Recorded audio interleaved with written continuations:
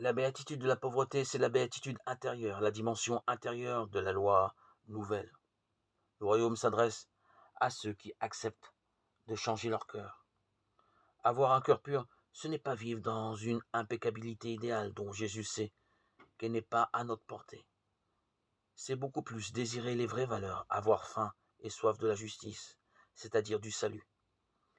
Il s'agit donc de retourner son cœur, acte 2, 38. C'est à cette condition que peut s'opérer un cœur à cœur avec Jésus. Car en définitive, c'est bien de cela qu'il s'agit. Jésus, en effet, ne peut nous proposer que de vraies richesses. Encore faut-il, pour que s'effectue notre dialogue avec lui, que nous apprenions à les désirer. Heureux l'homme à qui le salut est proposé. Mais il est trop clair que ce don de la miséricorde de Dieu risque de n'être pas accepté par un cœur encombré de fausses richesses, par un cœur qui ne désire pas la miséricorde.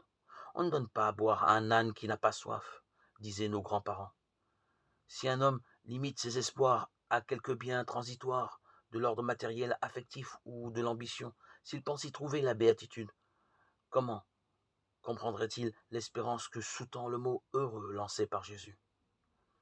Il ne peut entendre l'appel qu'avec un cœur léger, considérant les biens temporels pour ce qu'ils sont, et non comme un absolu.